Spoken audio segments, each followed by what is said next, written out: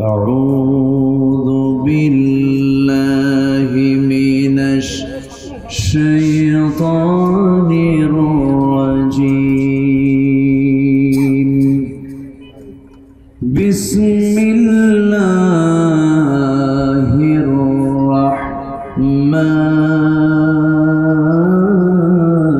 الرحيم.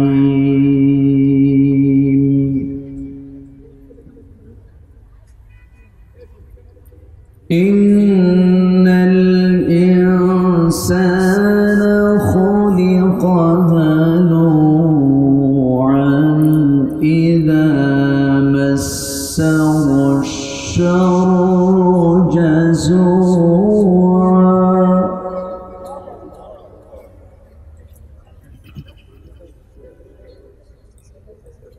وإذا خير المنوعا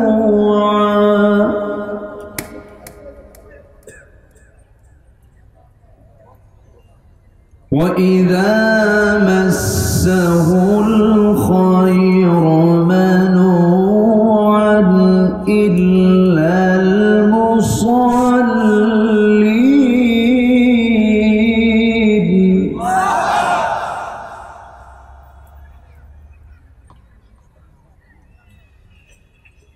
الذين هم على صلاتهم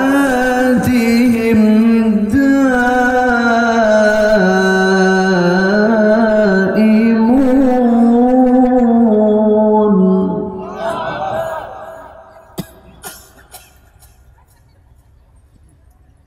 والذين في أموالهم حق معلوم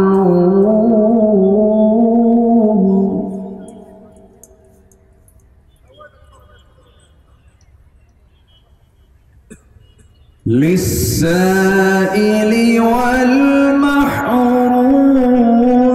والذين يصدقون بيوم الدين.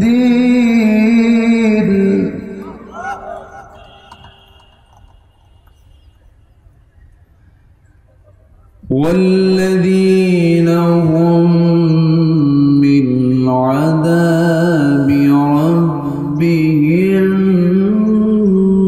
مشفقون.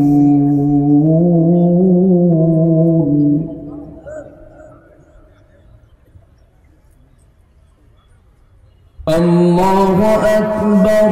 بسم الله الرحمن الرحيم.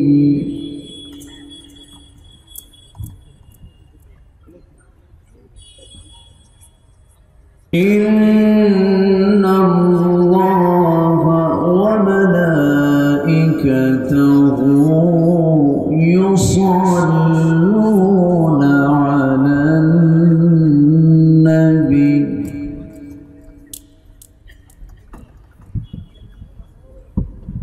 يا أيها الذين آمنوا صلوا عليه وسلموا تسليما.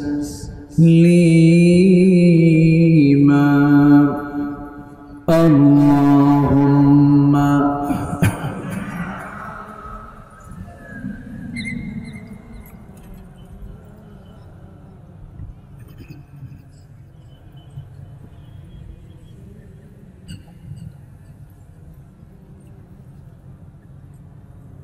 একটু মোহাম্মদ দিয়ে নবীর প্রেমে মাতোয়ারা হয়ে আওয়াজ দিয়ে জোরালো কণ্ঠে সবাই বলুন আল্লাহুম্মা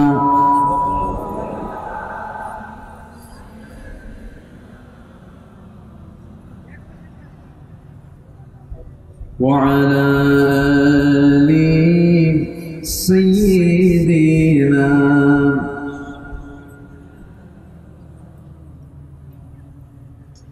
জীবনে কখনো তুমি মিথ্যা বলনি, তাই তো তোমায় পেতে কাঁদে ধরণী, কাঁদে ধরণী।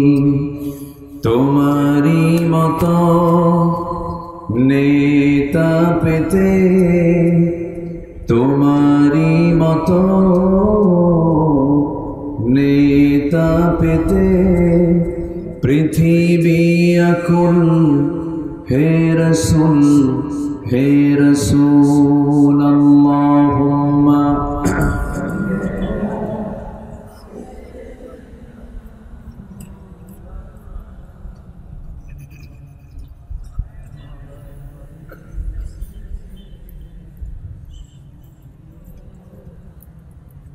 সবাই বলুন বালাগাল উলা বিকামালিহি কাশাফাত তুজা বিজামালিহি হাসানাত জামিউ খিসালিহি সাল্লু সিরাজুল মিল্লাতা তুমহি ফখরে দো আলম দিলবারে মৌলা হো শরীফুল আম্বিয়া নসখা কুল আদিয়ান দেগর হো বলগল উলা বিকমালিহি কশফত তুজা বিজমালিহি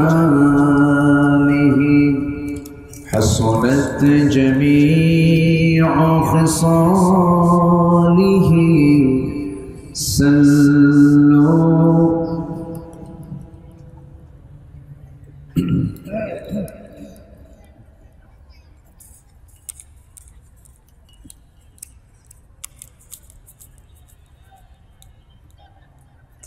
খুলনা অঞ্চলের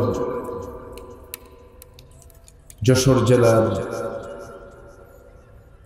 অভয়নগর উপজেলার পুরাটাল যুব সমাজ কর্তৃক আয়োজিত চতুর্থ বার্ষিকী তাফসীর কোরআন মাহফিল 2024 দিনের বেলা অনুষ্ঠিত আজকের এই তাফসীর কোরআন মাহফিল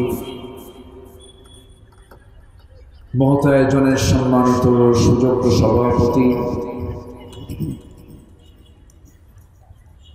আজকের প্রোগ্রামের বরেণ্য সাহেব সদর জনাব বীর মুক্তিযোদ্ধা আব্দুল সত্তার মোল্লা, আজকের প্রোগ্রামের বরেণ্য অতিথি বিশিষ্ট রাজনীতিবিদ জনাব শেখ রবিউল ইসলাম মিলন, আজকের প্রোগ্রামের বরেণ্য অতিথি আমার পূর্বে কথা বলেছেন নন্দিত আলেমে দ্বীন, বিশিষ্ট ইসলামী চিন্তাবিদ, আমার অত্যন্ত কাছের, আমার স্নেহধন্য, আমার অনুজ মাওলানা রবিউল ইসলাম, উপস্থিত হযরত উলামায়ে কেরাম, ফদলায়ে ইজাম, সুশীল সমাজ, জাতির শ্রেষ্ঠ সন্তান শিক্ষক মণ্ডলী, জাতির বিবেক সাংবাদিক বৃন্দ, সামনে উপস্থিত আজকের মাহফিলের প্রধান আকর্ষণ, যাদেরকে নিয়ে আজকের এই সাজানো গোছানো বর্ণাঢ্য আয়োজন,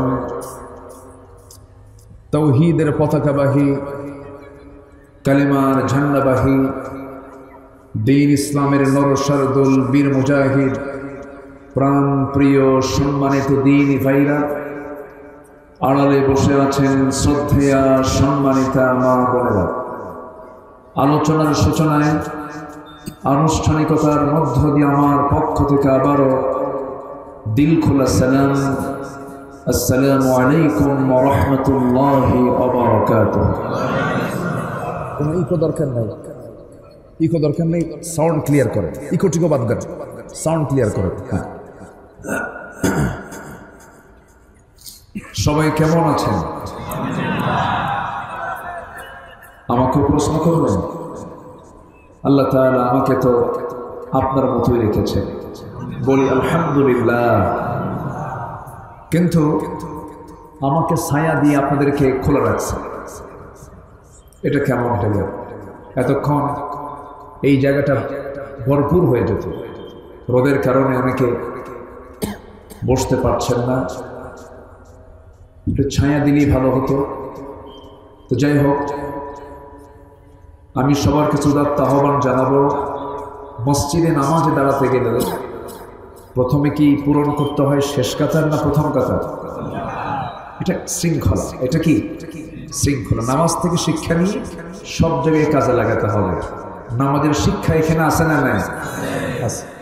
এই যে মাইক ম্যান, আমি আওয়াজ পাচ্ছি না, যেন এগুলোর আওয়াজ নাই। আপনি এখানে এসে সাউন্ড শুনবেন, এখানে শুনবেন, এখানে শুনে আমার কানটাকে ঠিক করবেন। সম্মানিত ভাইরা, মাহফিলের শৃঙ্খলা রক্ষার দায়িত্ব একার না সবার? সবার। আমি সবার কাছে এই মিনতি জানাবো, মাহফিলকে সফল করার জন্য এক একজন স্বেচ্ছাসেবকের ভূমিকা পালন করবে। জোরে বলি ইনশাআল্লাহ। মহান রব্বুল আলামিনের অশেষ শুকরিয়া যে তিনি আমাকে আপনাকে এমন সুন্দর আয়োজনে আসার বসার তৌফিক দিয়েছেন। শুকরিয়া আদায় করছি, মুহাব্বতান জোরালো কণ্ঠে বলে উঠছি আলহামদুলিল্লাহ।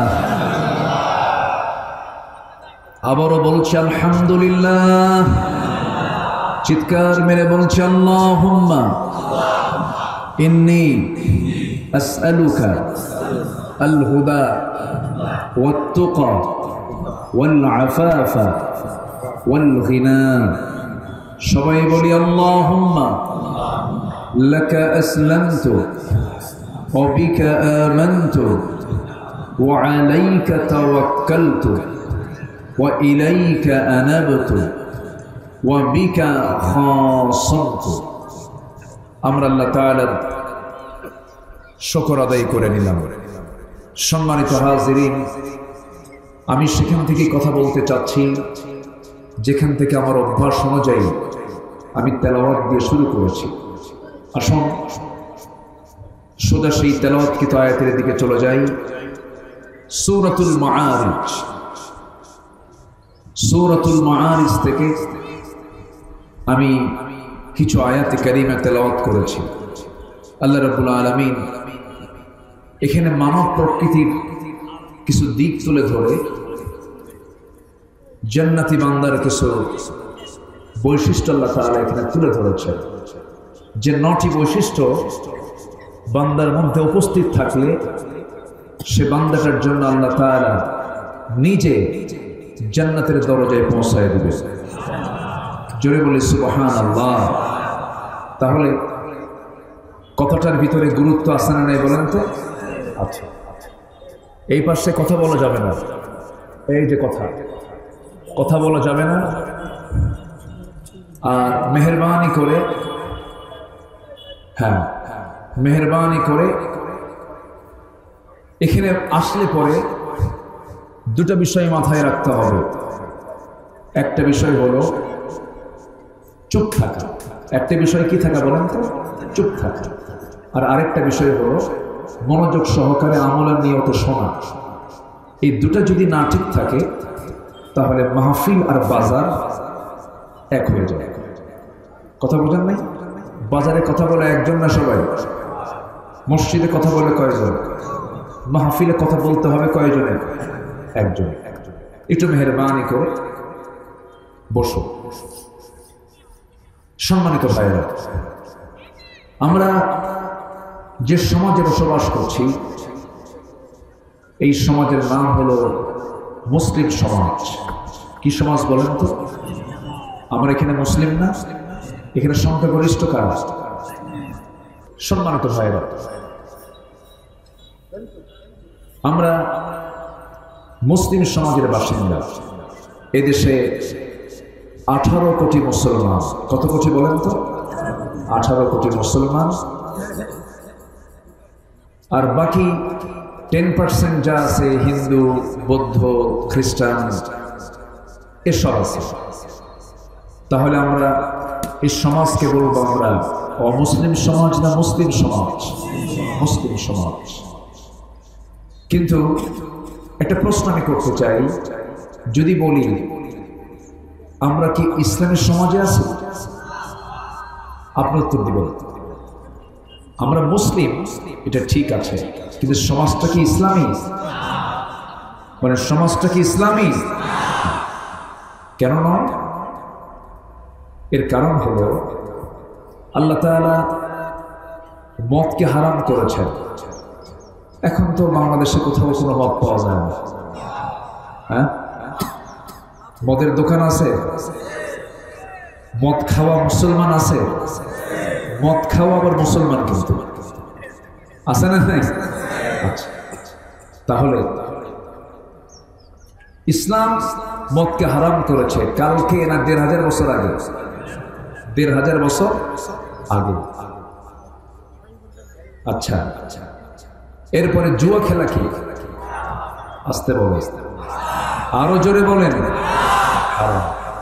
আমাদের সমাজে, আমাদের দেশে এগুলো কি আছে? আর সুদ তো নাই, সুদও আছে। তাহলে সুদ আছে, মদ আছে, জুয়া আছে, পতিতাবৃত্তি আছে। তাহলে এগুলো যদি আমাদের সমাজে থাকে, আমরা মুসলিম সমাজ এটাকে বলতে পারি, কিন্তু ইসলামী সমাজ কি বলা যায়? ইসলামী সমাজ কি বলা যায়? আমরা মুসলমান, এখন তার মানে বলা যাবে না যে আমি কাফের হয়ে গেছি, কিন্তু ইসলামী সমাজ আমি কেমন করে বলবো বলেন? সম্মানিত বন্ধুগণ, হক একটু কথা বলতে গেলে একটু কারো গায়ে যদি লেগে যায়, এতে তো আমার কিছু করার যায় না। কোরআন যা বলবে আমাকে তো তাই বলতে হবে, এর বাইরে কি আমি যেতে পারবো? কোনো ব্যক্তিকে সন্তুষ্ট করে কোনো কথা বলা যাবে? সম্মানিত ভাই, একটু মনোযোগ দিয়ে কথাগুলো শুনবেন। আমি মুসলিম, কিন্তু ইসলামকে কিছু মানি আর কিছু মানি না। এটা কি একজন আদর্শ মুসলিমের এটা বৈশিষ্ট্য? আমার দেশে কিছু মুসলমান আছে, কেউ পরিপূর্ণ মানতে চায় ইসলামকে, আর কেউ আংশিক মানতে চায় ইসলামকে। কিন্তু আংশিক মানার নাম কি মুসলমান? ইসলামকে মানতে হবে আংশিক না পুরোপুরি? পুরোপুরি।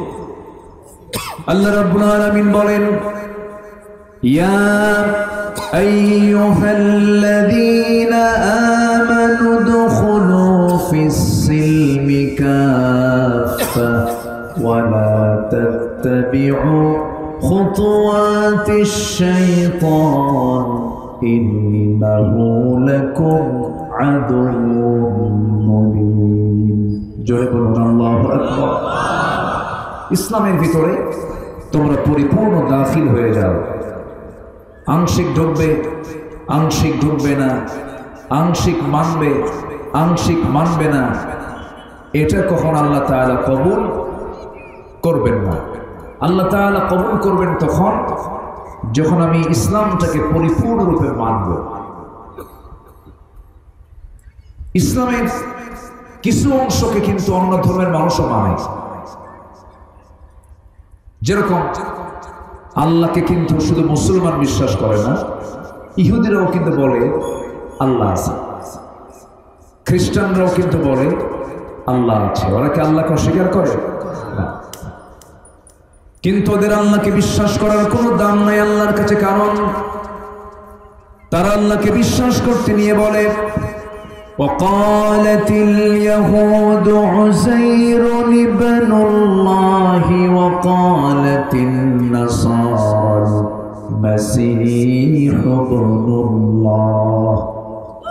ইহুদিরা বলে উযাইর হলো আল্লাহর ছেলে, নাসারা যারা খ্রিস্টান যারা তারা বলে ঈসা হলো আল্লাহর ছেলে। তারা আল্লাহকে বিশ্বাস করলো ঠিক, কিন্তু আল্লাহর সঙ্গে শরীক স্থাপন করে বলল উযাইরুর আল্লাহর ছেলে, ঈসাও আল্লাহর ছেলে। ঈমান আছে না গেছে? ঈমান আছে? ঈমান না। ইসলামকে আংশিক মানার কোনো সুযোগ নেই। সমাজে কিছু মুসলমান আছে আমাদের দেশে, দেখবেন শয়তানকেও খুশি রাখে, আল্লাহকেও খুশি রাখে, দুই দিকেই থাকে। ওই বেচারির মতো এক বেচারি মসজিদে নামাজ পড়তে গেছে কুরবানির আগের জুম্মায়। তো জুমার খুতবায় কুরবানির সম্পর্কে আলোচনা করতেছেন।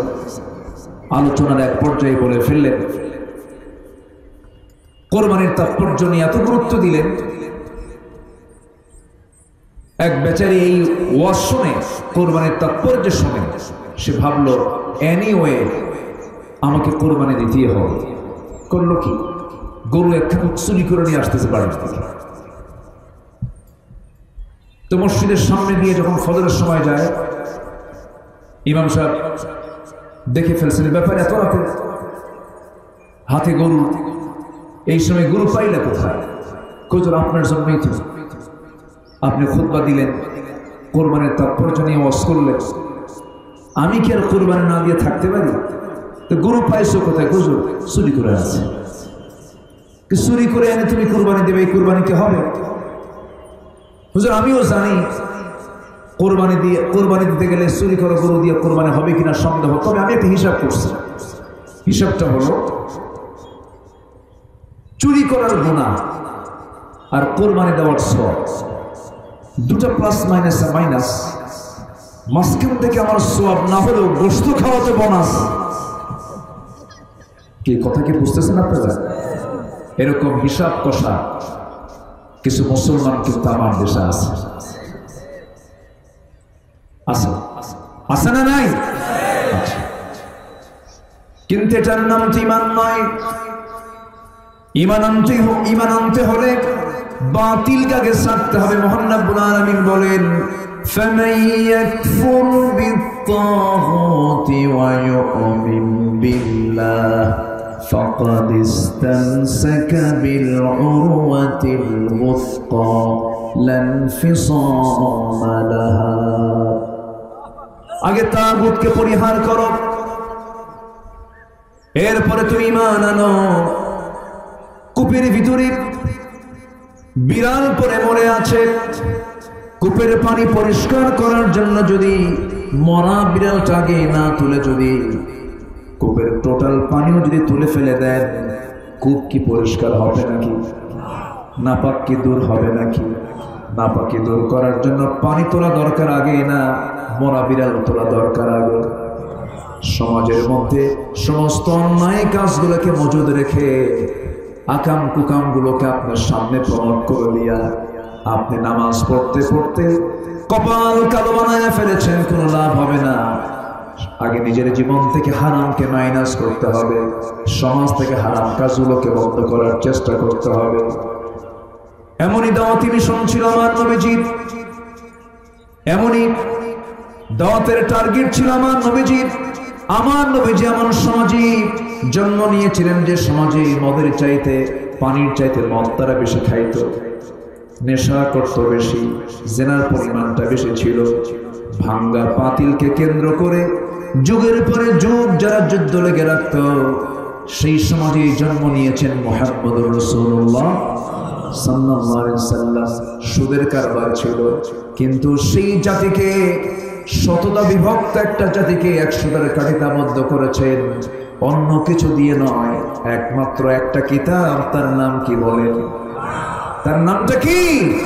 কোরআন দিয়ে চেঞ্জ করেছেন সেই সমাজকে। সম্মানিত ভাইয়েরা, মানুষ কেমন আল্লাহ তাআলা বিভিন্ন আয়াতে মানুষের প্রকৃতি তুলে ধরেছেন। এই পৃথিবীতে মানুষ ছাড়া প্রত্যেকটা প্রাণী আল্লাহর জিকিরে তাদের কোনো কৃপণতা নাই। সমস্ত প্রাণী জিকির করে কার? আসতে বলবেন না কার? আর করবেই না কেন? আমার আপনার বাড়িতে মিষ্টি আছে কোন জায়গায়? আমি আপনি বেশি জানি না পিঁপড়া বেশি জানে? বলেন, পিঁপড়া বেশি জানে। পিঁপড়ার নাকে এই ঘ্রাণ শক্তি কে দিয়েছেন? মানুষের ঘ্রাণ শক্তি বেশি না পিঁপড়ার ঘ্রাণ শক্তি বেশি?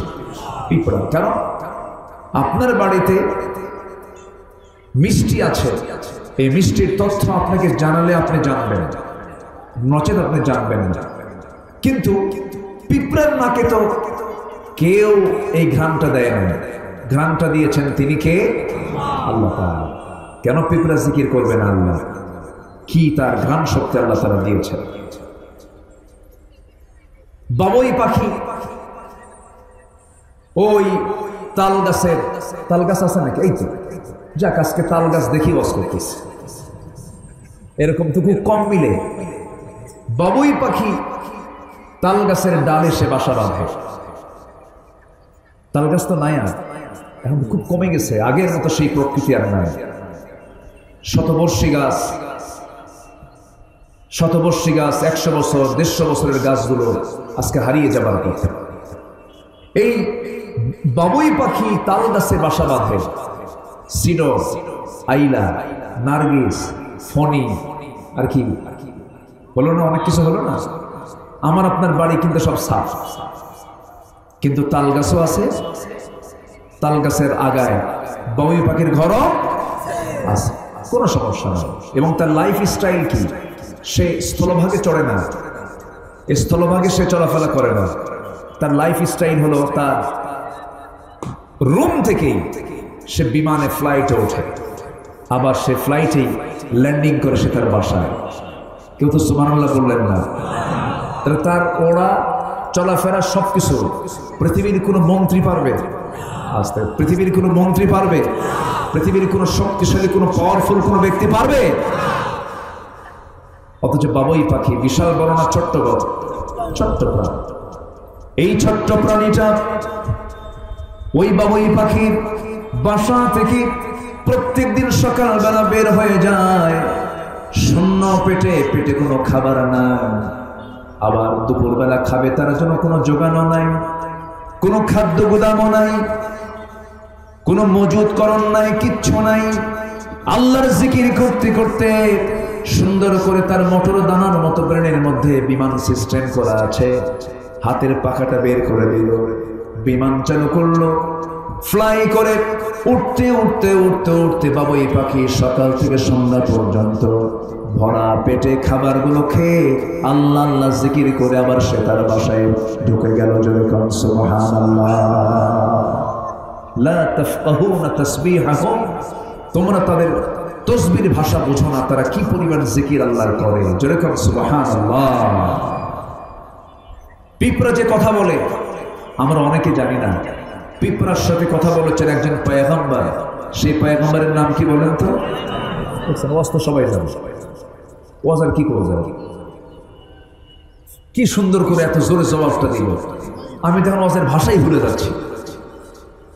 তাহলে পিঁপড়ার সঙ্গে কথা বলেছেন মানে কি পিঁপড়ার নিজস্ব একটা ভাষা আছে না নাই? আছে। পিঁপড়ার সাথে কথা বলেছেন কোন পয়গম্বর? সুলাইমান আলাইহিস সালাতু ওয়াস সালাম। তো তার কান আবার আল্লাহ তাআলা কি রেখেছিলেন? তিনি পিঁপড়ার ভাষাটাও বুঝতেন। আমার বন্ধুগণ, পিঁপড়া কোন এক উপত্যকায় দাঁড়িয়েছিল। হ্যাঁ, কি বলবো? ও আচ্ছা, যে মাননীয় আজকের প্রোগ্রামের সম্মানিত বরেণ্য প্রধান অতিথি পীরজাদা শাহ ফরিদ জাহাঙ্গীর সাহেব, তিনি আজকের মাহফিলের প্রধান অতিথি, তিনি আসছেন। আমরা বলি আলহামদুলিল্লাহ, জোরে বলি আলহামদুলিল্লাহ। যে উনি বসবেন, আমরা যথারীতি আলোচনার দিকে আস্তে আস্তে ফিরে যাব। আমার আলোচনার শেষ দিকে উনি ওনার সৌজন্য কথা বলবেন। জোরে বলি ইনশাআল্লাহ, আরো জোরে বলি ইনশাআল্লাহ। আমার দিকে তাকান, একটু মেহেরবানি করে বসুন। আমাদের এই অভয়নগর উপজেলার মাননীয় উপজেলা চেয়ারম্যান মহোদয়কে আমরা, জি আলহামদুলিল্লাহ, বসে ফদ্দল, আমরা শুভেচ্ছা জানাচ্ছি। তিনি এই মাহফিলে এসে এই মাহফিলকে ধন্য করলেন, এই প্রোগ্রামে এসে মাহফিলকে তিনি প্রাণবন্ত করলেন। এই মাহফিলে এসে তিনি এই প্রোগ্রামকে উজ্জীবিত করলেন, এই মাহফিলের সৌন্দর্য তিনি বাড়িয়ে দিলেন।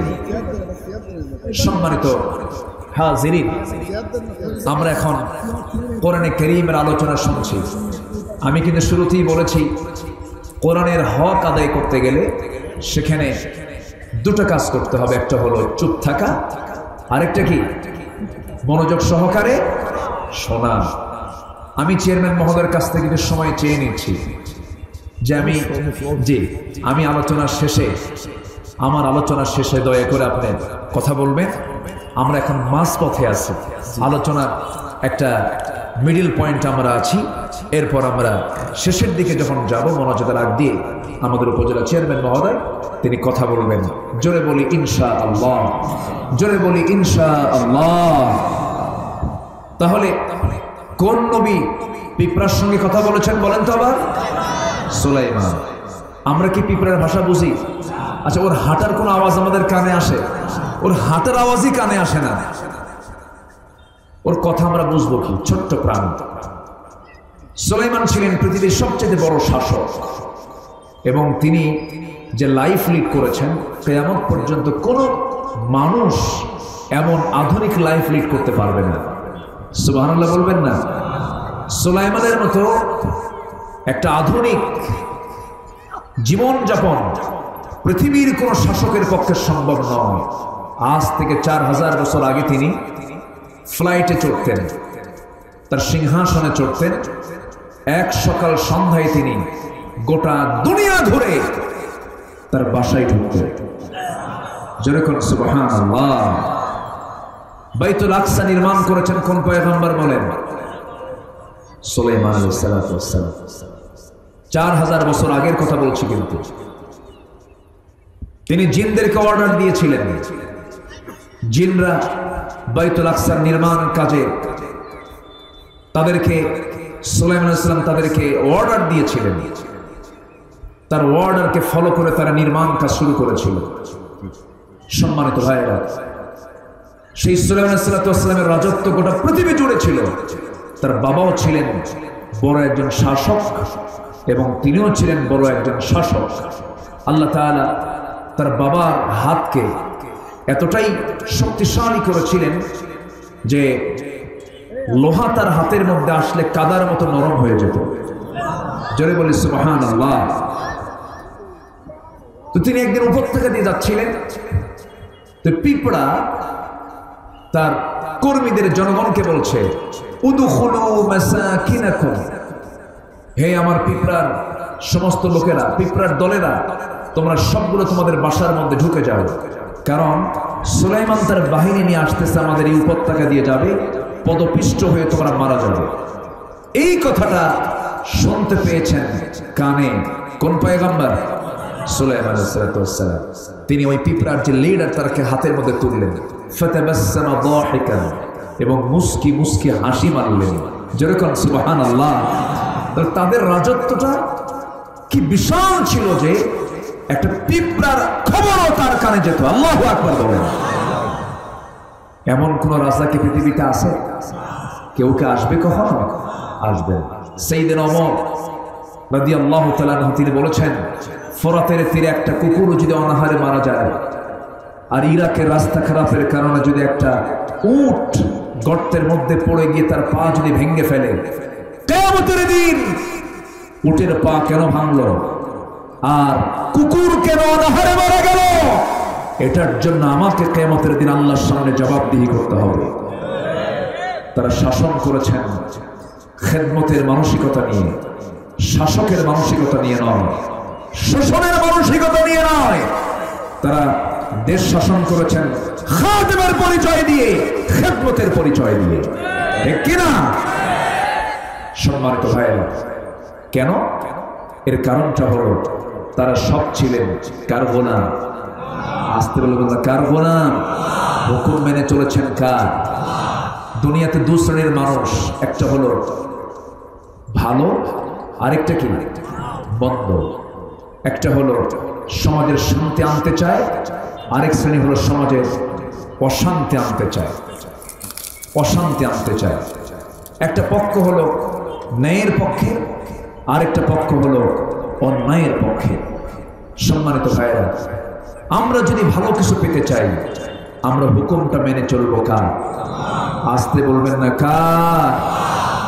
আল্লাহ রাব্বুল আলামিন বলেন মানুষ কেমন তোমরা শুনে নাও। ইন্নাল ইনসানা খুলিকা হালুআন ওয়া ইযা মাসসাহুশ শাররু জাযুআন ওয়া ইযা মাসসাহুল খায়রু মানুআন ইল্লাল মুসাল্লিন।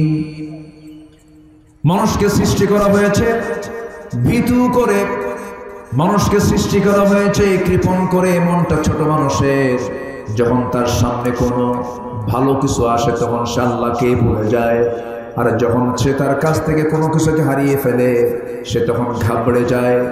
তবে ওই সমস্ত বান্দাগুলো নয় যাদের মধ্যে 9টা গুণ আছে। এর মধ্যে 1 নম্বর গুণ হলো যে সমস্ত লোকগুলো আজান শোনার সঙ্গে সঙ্গে কোথায় চলে যায়? কোথায় চলে যায়? মসজিদে। আমার দেশে দুঃখজনক হলেও সত্য, নামাজি বেশি না বেনামাজি বেশি? আসতে বলবেন, নামাজি বেশি না বেনামাজি বেশি? দাড়িওয়ালা বেশি না দাড়ি ছাড়া বেশি? বিড়ি খাওয়া বেশি না বিড়ি ছাড়া বেশি? হ্যাঁ, কি বেশি? বিড়ি খাওয়া বেশি। বিড়ি তো খাই, আবার মাহফিল এসে প্রশ্ন করে হুজুর বিড়ি খাওয়া কি জায়েজ আছে? মানে উনি জায়েজের চেষ্টায় আছে। এটা কেমন কথা? মুসলমান তো এমন হওয়ার কথা নয়। মুসলমান তো কোনো নেশার দিকে যাবে না, মুসলমান কোনো বেনামাজি পন্থা অবলম্বন করবে না, মুসলমান কোনো নেশার জগতে পা দেবে না। কিন্তু আজ যুব সমাজের বিশাল একটা অংশ নেশার জগতে পা দিয়ে তাদের জীবনকে শেষ দিকে ঠেলে দিচ্ছে। আমি কি ভুল বলছি? আমি কি ভুল বলছি? মদ খাওয়া কি? আস্তে মদ খাওয়া কি? মদ বেচা, আস্তে মদ বিক্রি করা হারাম। এটা কে হারাম করেছেন? আসতে বলবেন না কে হারাম করেছেন? আল্লাহ করেছেন। কেন? আমার রাসূল বলেছেন আল খামরু উম্মুল খাবাইস, মদ হলো সমস্ত পাপের মা। সমস্ত পাপের মা। যে মদ্যপান করবে সে মূল গুনাহটা করলো, কারণ মদ সমস্ত পাপকে টেনে আনে। কেমন করে? আমার রাসূল যে সমস্ত পাপের মা বলেছেন এর যৌক্তিক কারণ 1 নম্বর সেটা হলো একটা মানুষ যখন মদ্যপান করে তখন সে তাল না মাতাল? আসতে বলবে তাল না মাতাল? মদের ফলাফল হলো সে তার নিজের স্ত্রী আর নিজের মেয়ে কোনটা মাতাল অবস্থায় সে টের পায় না। তাহলে এই ব্যক্তির দ্বারা অনাকাঙ্ক্ষিত, অপ্রত্যাশিত, অপছন্দনীয়, জঘন্য, নিন্দনীয় কাজ হওয়ার সম্ভাবনা আছে না নাই? আছে না নাই? আছে। সম্মানিত ভাইরা, কোন এক আল্লাহওয়ালা এক নগরে বসবাস করতেন। ওই নগরে একজন বড় পতিতা জঘন্য একজন নারীর বসবাস ছিল। ওই পতিতা নারী মনে মনে চিন্তা করলো, জীবনে বহু পুরুষের জীবন যৌবন নষ্ট করে দিয়েছি, শুনলাম এই নগরে নাকি বড় একজন আল্লাহওয়ালা আছে, তাকে টার্গেট করব, তাকে দুনিয়া থেকে বিদায় করে দেব। এমন চিন্তা মাথায় নিয়ে তাকে ফুসলায় ফুসলা একদিন ঘরের মধ্যে তুলে ফেলেছে। ঘরের মধ্যে তুলে ফেলে বলছে, ও আল্লাহর ওলি, এই নগরের তুমি শ্রেষ্ঠ বড় আল্লাহর ওলি, তুমি আমাকে চেনো নাই মনে হয়। আমার পরিচয় হলো আমি এই নগরের একজন পতিতা নারী, বহু পুরুষের ইজ্জত আমি হরণ করেছি। আজকে আমি তোমাকে টার্গেট করে ঘরের মধ্যে তুলেছি। আমি তোমাকে 3টা প্রস্তাব দিব, যে কোনো একটা প্রস্তাব তোমাকে মানতেই হবে। যদি মানো আমি তোমাকে ছেড়ে দেব, যদি না মানো এমন চিল্লান দেব নগরের সমস্ত মানুষ তোমার সামনে হাজির হবে, তোমার মান ইজ্জত সব চলে যাবে। আল্লাহওয়ালা বলছেন কি করতে হবে বলো। তার সামনে মদের বোতল রেখে দিয়েছে। বলতেছে নাম্বার 1 হলো এই মদের বোতল থেকে তোমাকে মদ্যপান করতে হবে, নচেত তা যদি না খাও আমার সঙ্গে জেনার কাজে লিপ্ত হতে হবে। নাম্বার 3 হলো এই যে একটা ছোট্ট শিশু দাঁড়ায় আছে, একে খুন করতে হবে। এই তিনটা প্রশ্ন যখন করা হলো, ওই আল্লাহর ওলি মনে মনে চিন্তা করছেন, কি করব কি করব। খুন তো করাই যাবে না, কারণ খুনের শাস্তি হলো এত ভয়াবহ। যদি কোনো বান্দাকে অন্যায় করে খুন করে ফেলে, ইসলাম তাকেও দিয়েছে কিসাসের হুকুম, তাকেও দুনিয়া থেকে বিদায় করে দাও। কুতিবা আলাইকুমুল কিসাস, এটা তো করাই যাবে না। নাম্বার 2 হলো জিনা করলে তো ঈমান থাকে না, জিনা করার তো কোনো প্রশ্নই আসে না। মনে মনে চিন্তা করেন, মদ পান করা হারাম, মদের বোতল তো সামনে আছে, এটাও হারাম, কিন্তু আমাকে তো বাঁচতে হবে মনে করে মদের বোতলটা হাতে নিয়ে এক ঢোক যখন মেরে দিয়েছে, মদ্যপানের সঙ্গে সঙ্গে ফলাফল হলো তান না মাতাল। আসতে বলুন না, তান না মাতাল। মাতাল হয়ে গেছে। মাতাল হওয়ার সঙ্গে সঙ্গে যে পরবর্তী 2টা কাজ, এই মদ্যপান হলো, মদ্যপানের সঙ্গে সঙ্গে পরবর্তী 2টা কাজ, জিনা হয়েছে, খুন হয়েছে। জাস্ট আমি বোঝানোর জন্য বললাম, মদ আছে যেখানে, জিনা আছে সেখানে, জিনা আছে যেখানে, খুন আছে সেখানে।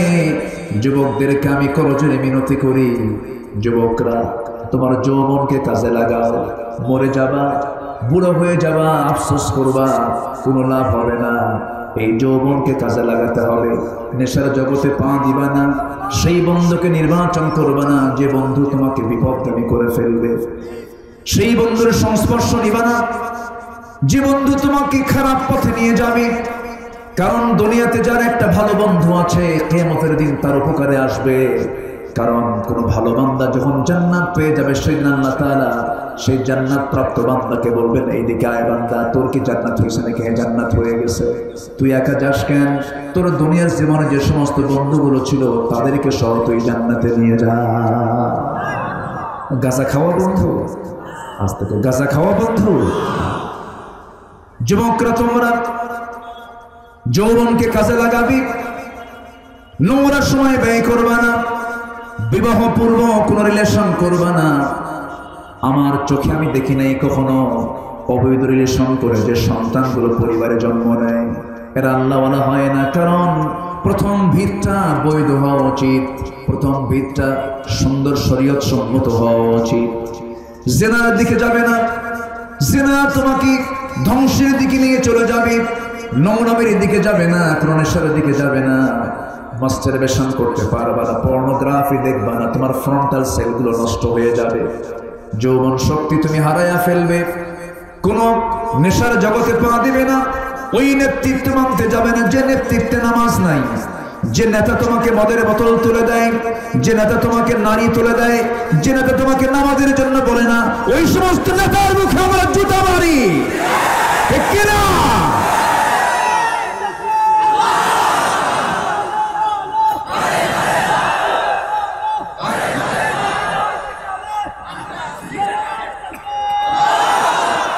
আল্লাহ কবুল করুন, আল্লাহ কবুল করুন। তুমি যুবক একজন, তুমি একা একজন বাংলাদেশ, তুমি একজন যুবক, তুমি একা একজন বাংলাদেশ।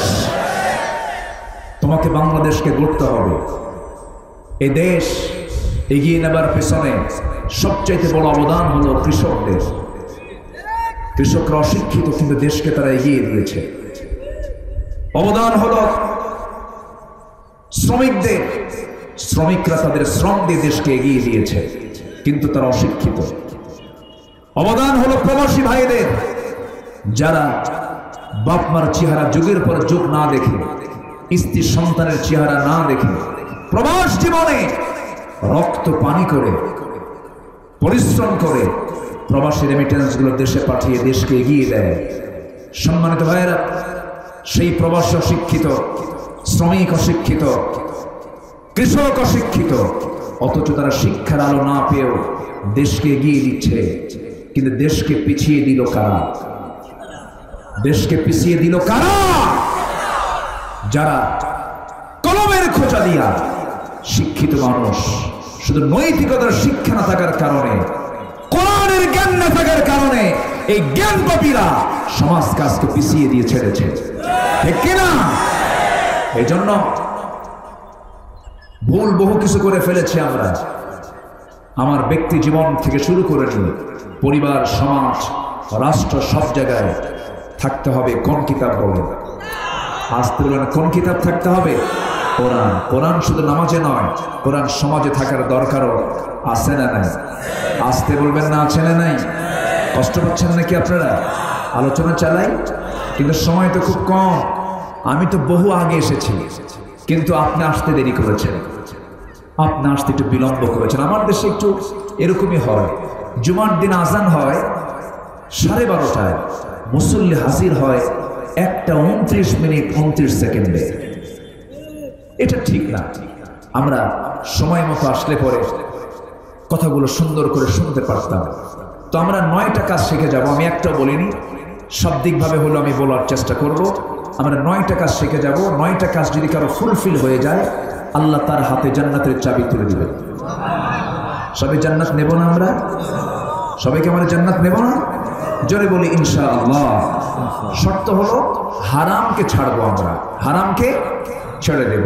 আমি একটা লাইন কথা বলি, এটা খুব গুরুত্বপূর্ণ কথা। একটা লাইন যদি মাথায় রাখেন, কিচ্ছু লাগবে না, আপনার ওয়াজ এত লম্বা ঘন্টার পর ঘন্টা লাগে না। একটা লাইন, যদি কোনো বান্দা এই জাগতিক জীবনে হারামকে যদি না বলে, যেগুলো হারাম, প্রহিবিটেড, হারামকে যদি না বলে, আল্লাহ তাকে জান্নাত হাঁ করে দিবে, জাহান্নামকে না করে দিবে। দুনিয়ার জিন্দেগিতে যদি কোনো বান্দা হালালকে হাঁ বলে, আল্লাহ তার জন্য জাহান্নামকে হারাম করে দিবে। আমার কথা কি বুঝতে পারছেন? বাস এই একটা আমল নিয়ে যদি আপনার বাকি জিন্দেগির, কারো আছে হয়তো 20 বছর হায়াত, এখানে কারো আছে 30 বছর হায়াত, কারো আছে 50 বছর হায়াত, কারো আছে 10 বছর হায়াত, কারো আছে 2 বছর হায়াত, কারো আছে 5 বছর হায়াত, কেউ তো আমরা বলতে পারি না। এই বাকি জীবন যে কয়দিন আছি আমরা, এই বিষয়টা যদি মাথায় রাখি, হারামকে না বললাম, হালালকে হ্যাঁ বললাম, চুল পরিমাণ কোনো হারাম আমি খাবো না, নেব না, কাউকে দেব না, এই সিদ্ধান্ত নিয়ে যদি চলতে পারি, ইহকালীন একটু কষ্ট হলেও জান্নাত পেতে তার কোনো বাধা নাই। জোরে বলি সুবহানাল্লাহ, জোরে বলি সুবহানাল্লাহ। আমার দিকে তাকান, তাহলে কয়টা কাজ বলেন তো? বলেন কয়টা কাজ? আমি কি একটাও বলেছি? না, একটাও কিন্তু বলিনি, আমি একটাও বলিনি। 9টা কাজ আমরা আজকে শিখে যাচ্ছি। জোরে বলি ইনশাআল্লাহ। একটু আমার কাছে এটা এখন আমি শুরু করব, এখন শুরু করব। আচ্ছা, শেষে করি না হয়, কারণ মাহফিলের সৌন্দর্য কিন্তু ব্যাঘাত হবে। মানুষকে আমরা দাওয়াত দিয়েছি, তাই না? এই যে আসছে সবাই। আচ্ছা, আপনারা কি দোয়া না করে কেউ যাবেন? দোয়া না করে কেউ যাবেন? আমরা দোয়া করে যাব। জোরে বলি ইনশাআল্লাহ। এবং আজকে আমরা সালাতুল আসরের নামাজ এখানে নির্দিষ্ট সময়ের চাইতে একটু পরে পড়ব। এটা নিয়ে কেউ বিভ্রান্তি ছড়াবেন না, বলবেন না হুজুর নামাজ বাদ দেওয়া শুরু করছে, এই জাতীয় কথা বলবেন না। কারণ এটা হচ্ছে মুক্তাজায়ে হাল, অবস্থার পরিপ্রেক্ষিতে আসছেন দিনের কিছু কথা শোনার জন্য। আমরা আউশ ওয়াক্তে না পড়ে মাঝামাঝি ওয়াক্তে নামাজটা আমরা পড়বো। জোরে বলি ইনশাআল্লাহ। জি, একটু আমি আমার পয়েন্টগুলো আমি শেষ করার চেষ্টা করছি। 1 নম্বর হলো যারা নামাজ আদায় করবে, জোরে বলি সুবহানাল্লাহ। যারা কি আদায় করবে বলেন তো? নামাজ আদায় করবে। কয় ওয়াক্ত নামাজ? আসতে বলবেন না, কয় ওয়াক্ত নামাজ? একা না জামাতে? বুঝে না না বুঝে? জেনে না না জেনে? সময় না অসময়ে? তাড়াতাড়ি না আস্তে আস্তে? আচ্ছা, এতগুলো কন্ডিশন কিন্তু নামাজের শর্ত। আপনি যদি নামাজ পড়া লাগে পড়লাম, এটা না। নামাজের মতো নামাজ আমি যদি পড়তে পারি, ওই নামাজের দ্বারা কখনো বান্দা খারাপ কাজে যেতে পারে না। যেরকম সুবহানাল্লাহ। এমন নামাজে আমার দেশে আছে, সুদও খায়, নামাজও পড়ে, হজেও যায়, বনের সম্পত্তিও মেরে খায়। আছে না নাই? বনের সম্পত্তি মেরে খাওয়া ভাই তো অভয়নগরে নাই। চেয়ারম্যান সাহেব ভালো জানবে, রিপোর্ট তো আমাদের কাছে বেশি আছে, জনপ্রতিনিধি না ওনারা। বনের সম্পত্তি নিজের জন্ম যে মা থেকে হয়েছে ওই মা থেকে বোনের জন্ম হয়েছে। বোনের সম্পত্তি যে মেরে খেতে পারে যে ভাই, সে কি জনগণের সম্পত্তি রাখবে? কিছু আস্তে করে রাখবে? বোনের সম্পত্তি দেয় না। বাবা ইন্তেকাল করেছেন, এক যুগ, কয় যুগ? এক যুগ, সম্পত্তি বুঝে দেয় না। বোন আসে, মুখ বাঁকা করে কথা বলে আর বলে নিবি যখন, ওই যে গাঙের পাশে বিলের পাশে জমি উঠে যাবে, মানে এমন জমি দেখায় দেয় যে জমিতে যাওয়ার কোনো সম্ভাবনা নাই। বহু বনের সম্পত্তিগুলো জমিতে ধান লাগায় গোলা ভরা করে ধান, বছরে বছরে ওমরায় চলে যায় ধান বেচে টাকা দিয়া। আপনি বনের সম্পত্তি মেরে খেলেন, আপনি হজ করলেন, কপাল কালো বানালেন, এত কিছু করলেন আপনি, কিন্তু আপনি যে অবৈধ হারাম পন্থা অবলম্বন করে বনকে ঠকিয়ে দিয়ে আপনি যেগুলো করলেন আপনার কোনো কাজে আসবে না। আমার বন্ধুগণ, আবার কিছু ভাই আছে দেখবেন বনদেরকে পান দিয়া জামতলার মিষ্টি খাওয়ায়। কোন তলা? হুজুর কিন্তু সব খবর রাখে, কোন জায়গায় কোন মিষ্টি গোটা দেশে আমরা জানি তো। জামতলার মিষ্টি খাওয়ায়, বনকে পাশে রেখে বলে বোন রাগ কইরো না, আমরা তো তোমার ভাই, তুমি তো সম্পত্তি পাও, কিন্তু বোন তো তুমি আমার একটা কথা বলি কি, অংশ নিলে কিন্তু ধ্বংস হয়। দেখছেন কি অবস্থা দিব, মানে শয়তান সরাসরি ওর কাছে ওহী নাযিল করছে। আছে না ভাই? আছে। এগুলো করা যাবে না। সমস্ত হারামকে বর্জন করতে হবে, সমস্ত ফাঁকিবাজি বন্ধ করতে হবে, লেনদেনটাকে ঠিক রাখতে হবে, ওয়াদাকে ঠিক রাখতে হবে। আমার বন্ধুগণ, এই দুনিয়া ছেড়ে আমিও যাব, আপনিও যাবে। যদি আপনার সেন্স, আপনার বিবেক যদি বলে আপনি কারোর প্রতি জুলুম করেন নাই, ফাঁকি দেন নাই, অন্যায় করেন নাই, আপনি নিজেই বলতে পারবেন আমি জান্নাতে যাব না জাহান্নামে যাব। বান্দা নিজেই বলতে পারবে এটা। আমার ভাইয়েরা, যারা নামাজি হবে প্রকৃত তারা এমনটা করতে পারে না। সাইয়েদনা ওমর ফারুকের কথা মনে হয়ে গেল। তার শাসন আমলে তিনি যখন 40টা রাষ্ট্রের যখন রাষ্ট্রপ্রধান, অর্ধ দুনিয়া তিনি চালান। তার কুঠির ঘর ছিল। একদিন তিনি করলেন কি, রাষ্ট্রের পক্ষ থেকে তিনি এক বোতল তিনি মধু পেয়েছেন। মধু নিয়ে বাড়িতে এসে বউকে বললেন, বউ আমার এই যে মধুর বোতল তোমাকে দিলাম, আমি সহ আমার যারও 4 জন প্রতিবেশী আছে, 5 জনের মধু এই জায়গায় আছে, 5টা সুন্দর করে সমান ভাগ করবি, ভাগ করে একটা অংশ আমাদের জন্য রেখে সমান 4 ভাগ করে 4 বাড়িতে দিয়ে আসবো। তুমি বউয়ের হাতে মধু হস্তান্তর করার সঙ্গে সঙ্গে বলছেন, বউ আমার মন খারাপ করো না, মধুর বোতলটা আমাকে আবার ব্যাগ দিয়ে দাও। তিনি আবার ফেরত দিলেন। বউটা মন খারাপ করলেন, হারে আমার স্বামী আমাকে বিশ্বাস করলো না। কিন্তু সাইয়েদনা ওমর ফারুক রাদিয়াল্লাহু আনহু কেন মধুর বোতল ব্যাগ করলেন, হাতের মধ্যে নিলেন। দেখেন সেই মধুর বোতলটা নিয়ে তিনি চলে গেলেন এক প্রতিবেশীর ঘরে। ধরে গিয়ে বলছেন, শোনো মধু, শোনো আমার প্রতিবেশী, এই যে মধুর বোতল তোমাকে দিয়ে গেলাম, মধুটাকে সমান 5 ভাগে ভাগ করে তুমি একটা অংশ নিয়া আমাকে একটা অংশ দিয়া সব প্রতিবেশীর ঘরে ঘরে মোট 5টা সমান ভাগে ভাগ করে দিয়ে দিবা, আমি তোমাকে দায়িত্ব দিলাম। সাইয়েদনা ওমর ফারুকের হাতে তার অংশ দিয়ে গেল। মধুর বোতল হাতের মধ্যে নিলেন, মধুর বোতল হাতের মধ্যে নিয়ে বউয়ের সামনে গিয়ে সালাম দিলেন। সালাম দিয়ে মুস্কি হাসি মেরে বলছেন, বউ আমার মন খারাপ করো না, আল্লাহর কসম করে বলি আমি তোমার উপরে মনক্ষুণ্ণ হই নাই, তোমাকে সন্দেহ করি নাই। আমি রাষ্ট্র চালাই, তুমি আমার পরিবার চালাও, আমি রাষ্ট্র চালাই, তুমি আমার ছেলে মেয়ের রান্না বান্না কাপড় চোপড় ধোয়ার ব্যবস্থা করো, আমার জন্য বিশাল বড় সহায়ক হয়ে যায়, তুমি আমার ফ্যামিলির সমস্ত দায়িত্ব পালন করো, আমি তোমাকে ভালোবাসি। কিন্তু বউটা রাগ করে বলেন, আপনি আমারে ভালোবাসেন তো আমারে সন্দেহ করেন কেন? কি কথা বলছেন? এরকম কি হয় না? এরকম হয় না? আজ থেকে এরকম কি হয় না? আপনি আমারে সন্দেহ করেন কেন? স্বামী স্ত্রীর মধ্যে দ্বন্দ্ব কি লাগে না? একটু লাগে। লাগলেই তো মহব্বত বাড়ে। লাগার মাত্রা যদি ঠিক থাকে মহব্বত আরো বাড়তে থাকে। বলি আলহামদুলিল্লাহ, জোরে বলি আলহামদুলিল্লাহ।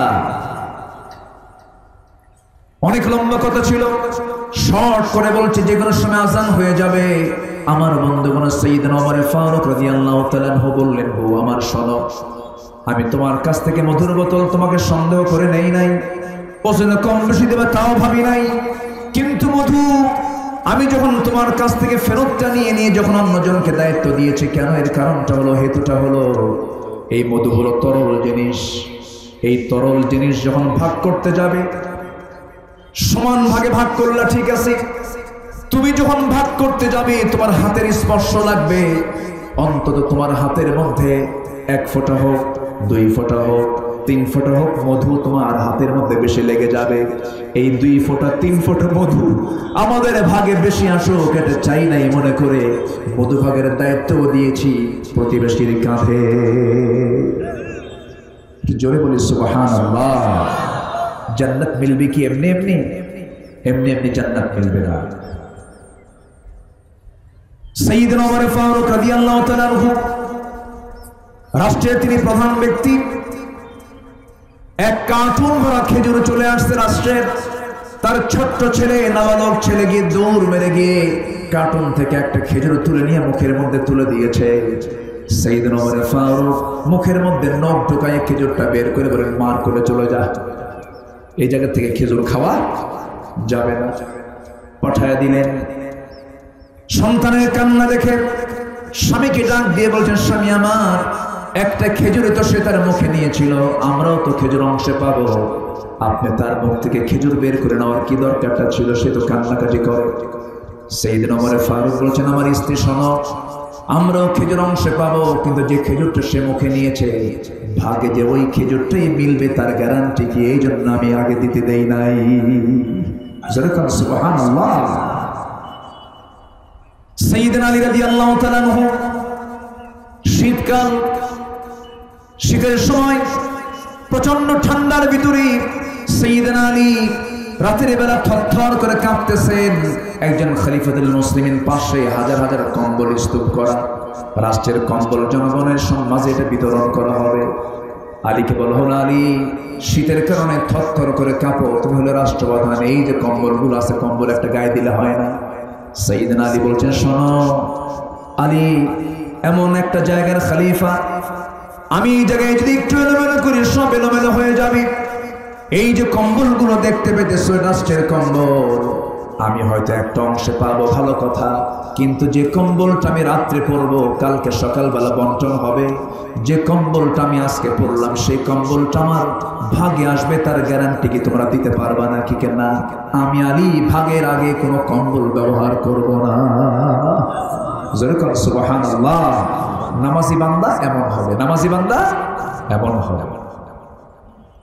ওমর ফারুক রাদিয়াল্লাহু তাআলা আনহু অর্ধ দুনিয়ার শাসক, নিজের জন্য ঘোড়া প্রয়োজন, ঘোড়া কিনতে গেছেন। ঘোড়াওয়ালার কাছ থেকে ঘোড়া কিনে নিয়ে টাকা লেনদেন কমপ্লিট করে ফেলেছেন, টাকা দিয়েছেন, ঘোড়াও নিয়েছেন। 2 মাইল 3 মাইল তিনি ঘোড়া দৌড়াইছেন। ঘোড়া যখন চালাইছেন, চালাইতে নিয়ে হঠাৎ করে ওই কেনা ঘোড়ার 4টা পায়ে নষ্ট হয়ে গেল, ওকে হয়ে ঘোড়া বসে গেছে। ওমর ফারুকের রাগ উঠে গেছে। ঘোড়াওয়ালাকে ডাক দিয়ে বলে, ও ঘোড়া বিক্রেতা, আমি তোমার কাছে টাকা দিলাম, আমি ঘোড়া নিলাম, আমাকে এমন ঘোড়া দিলে যে ঘোড়াটা অকেজো ঘোড়া, অসুস্থ ঘোড়া, তুমি আমাকে এই ঘোড়া দিছো, আমি এই ঘোড়া নেব না। সঙ্গে সঙ্গে বলতেছে, ঘোড়াওয়ালা বলতেছে, ঘোড়া বিক্রেতা বলছে, আমিরুল মুমিনিন, আল্লাহর কসম করে বলি, আমি আপনাকে যে ঘোড়া দিয়েছিলাম সেটা সুস্থ ঘোড়া দিয়েছিলাম, আমি আপনাকে সুস্থ ঘোড়া দিয়েছি, আমি আপনার কাছ থেকে টাকা বুঝে নিয়েছি, আপনি আমার কাছ থেকে ঘোড়া বুঝে নিয়েছেন, আপনার মালিকানায় চলে গেছে, আমি তো আপনাকে অসুস্থ ঘোড়া দেই নাই। ওমর ফারুক খেপে গিয়ে বলছে, তুমি আমার সঙ্গে এগুলো কেন করছো? আমাকে তুমি ধোঁকা দিচ্ছ কেন? এই ঘোড়া আমি নেব না। এখন ওই ঘোড়াওয়ালা বলতেছে, ঠিক আছে, আপনার কথাও ঠিক, আমার কথাও ঠিক, আবার আপনার কথাও বেঠিক, আমার কথাও বেঠিক, চলুন আমরা আদালতে যাই। কোথায় যাই? আদালতে যায়। কে কয়? কে বলে? কে বলে? রাষ্ট্রপতি, খলিফা বলেন না, একজন ঘোড়াওয়ালা বলে। একজন ঘোড়া বিক্রেতা বাজারে নিয়ে আসছে ঘোড়া বিক্রি করার জন্য। ঘোড়াওয়ালা বলতেছে খলিফার বিরুদ্ধে, চলেন আদালতে চলেন, আপনারটাও ঠিক নেই আমারটাও ঠিক নেই, চলেন। সাইয়েদনা ওমর ফারুক বলেন, ঠিক আছে চলো, আদালতেই চলো, যাই। চলে গেছেন, লোকাল আদালতে গেছেন। তা আদালতের যিনি বিচারপতি জাস্টিস, তিনি চেয়ারে বসা। সাইয়েদনা ওমর ফারুককে দেখি লাফ মেরে দাঁড়ায় গেছেন, বলতেছেন আপনি এখানে কেন? তিনি বললেন, আমি তো বিচার প্রার্থী হয়ে আসছি, এখন তুমি ওমরকে দেখে বিচার করবে না, তুমি বিচার প্রার্থী দেখে বিচার করো। কি সমস্যা? সব শুনলেন, বাদী বিবাদী দুজনের কাছ থেকে শুনলেন। শোনার পর এই বিচারপতি, যিনি খলিফাতুল মুসলিমিনের অধীনে থাকা একটা আদালতের বিচারপতি, শুনলেন কথাগুলো। শোনার পর ওই বিচারপতি বলতেছেন, খলিফাতুল মুসলিমিন, আমিরুল মুমিনিন, ইসলামী জনপদের বৈশিষ্ট্য হলো কোনো ব্যক্তিকে দেখে বিচার করা নয়, ন্যায় অন্যায় দেখে বিচার করা। কোরআন এবং হাদিস সামনে রেখে যদি বিচার করতে হয়, আজকের সম্পূর্ণ দোষটা আপনার হবে, ঘোড়াওয়ালার হবে না। কেমন করে বুঝায় দাও? সঙ্গে সঙ্গে বিচারপতি বলতেছেন, আমিরুল মুমিনিন, দোষটা এই জন্য আপনার হবে কারণ হায়াত মওতের কথা তো কেউ বলতে পারে না, সুস্থ অসুস্থের কথা কেউ বলতে পারে না। কেনা বেচার সিস্টেম হলো, আপনি কিনে নিয়েছেন সুস্থ ঘোড়া, আপনি টাকা তার হাতে দিয়ে দিয়েছেন, ক্রয় বিক্রয়ের চুক্তি শেষ হয়ে গেছে, ঘোড়া আপনার মালিকের আসার পর ঘোড়া আপনার মালিকের থেকে অসুস্থ হয়ে গেছে, আপনিও তো যখন তখন অসুস্থ হতে পারেন। সাইয়েদনা ওমর ফারুক কোনো কথা না বলে মুসকি হাসি মেরে আদালত চত্বর ত্যাগ করলেন। অসুস্থ ঘোড়া তিনি বুঝে নিলেন। তিনি পরের দিন মজলিসে শুরার বৈঠকে বসলেন, মন্ত্রী পরিষদ বৈঠকে বসে বললেন, শোনো, আমার এলাকার, আমার জনপদের একজন শাসক আছে, একজন বিচারক আছে, এত সাহস তার, আমি ওমর আমার বিরুদ্ধে সে রায় দিতে পারে। এই ব্যক্তিটাকে আঞ্চলিক বিচারপতি না বানায়া গোটা দেশের তাকে প্রধান বিচারপতি বানায়া দাও। সুবহানাল্লাহ। আল্লাহওয়ালা শাসকদের বৈশিষ্ট্য দেখেন। তার বিরুদ্ধে রায় গেছে, তিনি বললেন এই সাহসী ব্যক্তিকে এই জায়গায় না রেখে মূল দায়িত্ব দেওয়া হোক। কার ভয়? আসতে বলবেন না, কার ভয়?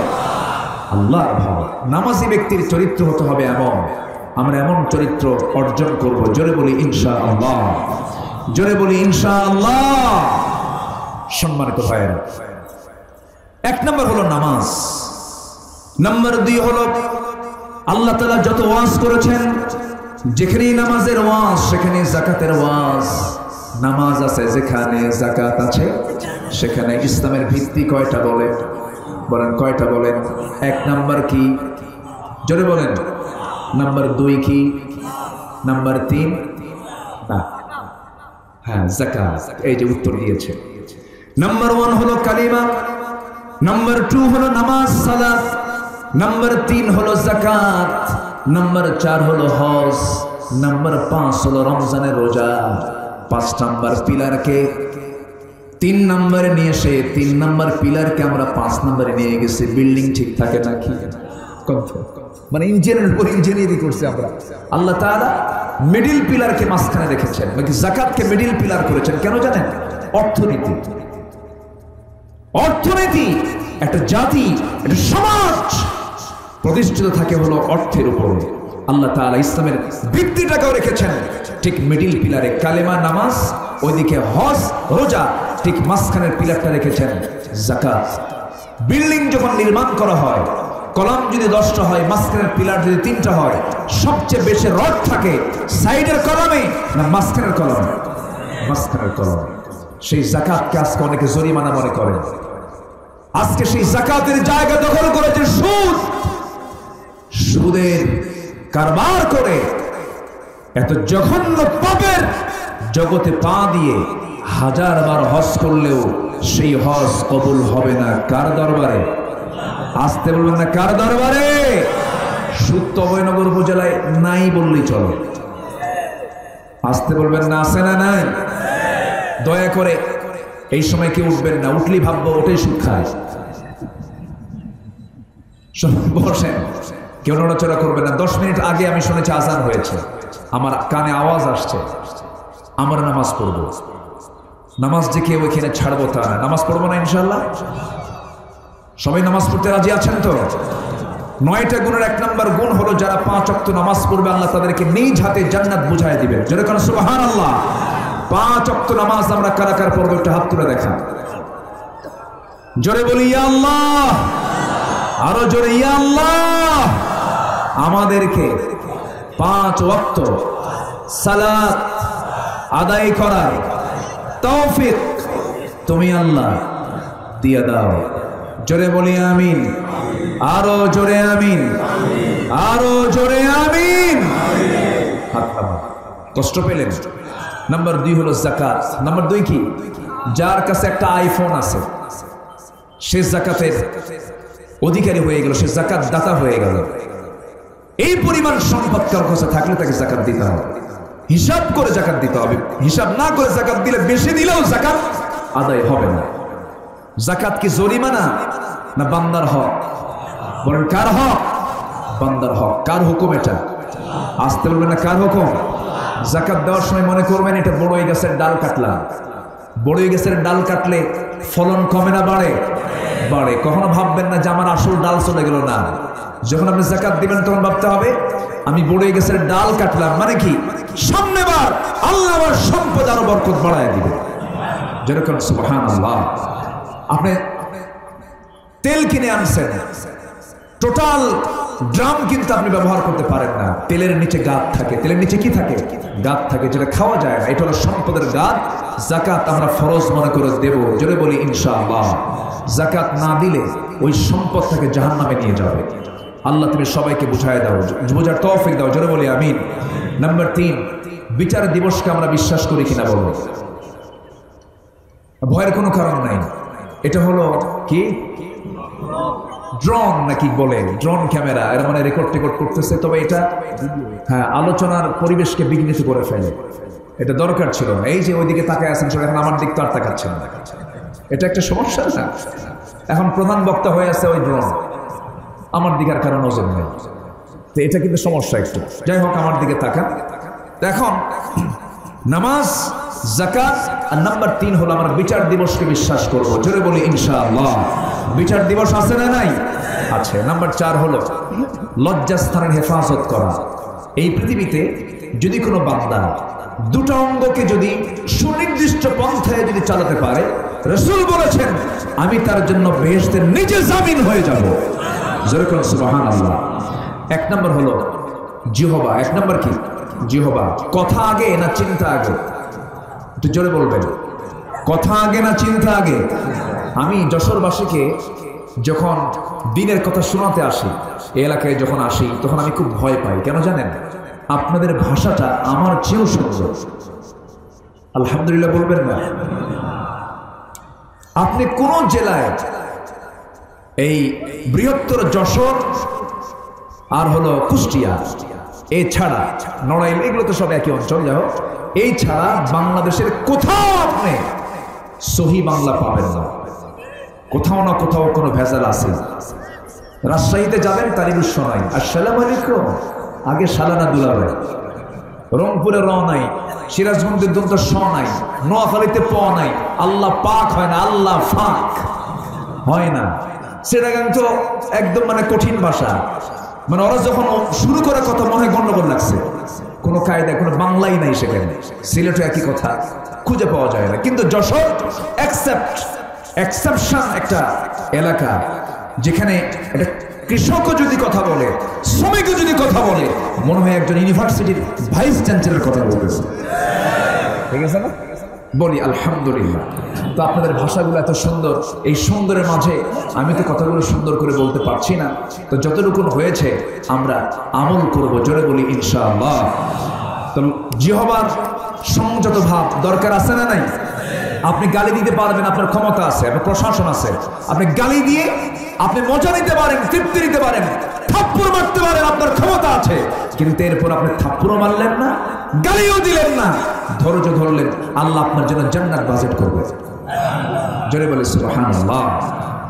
লজ্জাস্থানের হেফাজত করা, জিহবার হেফাজত করা, আমানতের খেয়ানত না করা। নাম্বার 7 হলো ওয়াদা রক্ষা করা। নাম্বার 8 হলো সাক্ষ্য দানে অটল থাকা। আমার দেশে মিথ্যা সাক্ষী বেশি না সত্য সাক্ষী বেশি? বলেন বলেন, সত্য না মিথ্যা? মিথ্যা সাক্ষী বেশি। মিথ্যা সাক্ষীতে ভরপুর। যে মিথ্যা সাক্ষী দেবে তার জন্য জান্নাত হারাম হয়ে যাবে। কার কথা? আসতে বলবেন না, কার কথা? আল্লাহর কথা। নাম্বার 9 হলো নামাজ দিয়ে শুরু, নামাজ দিয়ে শেষ। আমরা নামাজের ব্যাপারে যত্নশীল হব। জোরে বলি ইনশাআল্লাহ। আমার নবীজির শেষ সেন্টেন্স, আমার নবীজির মুখ থেকে, শেষ জিহ্বা থেকে, মুখ থেকে যে কথাটা বের হয়েছিল সেটাই হলো আসসালাত আসসালাত আইমা মালাকাত আইমানুকুম। নামাজ আমরা সবাই পড়বো তো ইনশাআল্লাহ? সবাই পড়তে রাজি আছি তো ইনশাআল্লাহ? আমার নবীজি উম্মতকে শুধু বলে গেছেন তোমরা নামাজটা ঠিক রাখো, নামাজটা কন্টিনিউ করো। কারণ জাহান্নামে যাবার 1 নম্বর কারণ কি বলেন? লাম নাকু মিনাল মুসাল্লিন, আমরা নামাজটা পড়ি নাই। আসুন আমরা আজকের মাহফিল থেকে এই 9টি বিষয়ের শিক্ষা নিয়ে আমাদের জীবনে এগুলো কাজে লাগানোর চেষ্টা করি, এই আশাবাদ কামনা করছি। এবং এই সমাজে নামাজ চালু হোক। সবাই চান না ইনশাআল্লাহ? সবাই চান না ইনশাআল্লাহ? আজান হবে, নামাজ চালু মানে কি জানেন? আজান হওয়ার সঙ্গে সঙ্গে সব কাজ বন্ধ, সব কোথায় চলে যাবে? নামাজে, মসজিদে চলে যাবে। এমন একটা পরিবেশ আমরা দেখতে চাই। সবাই দেখতে চান তো ইনশাআল্লাহ? আল্লাহ কবুল করুন। জোরে বলি আল্লাহুম্মা আমিন। কেউ যাবেন না। আমি একটু আপনাকে শেষ সময় আপনাকে একটু প্রেসার দেব। ভলেন্টিয়াররা এই মুহূর্তে আপনার কাছে যাবে। আপনি যদি দৌড় মারেন তাহলে ভাববো আপনি কোরআনকে অপমান করলেন।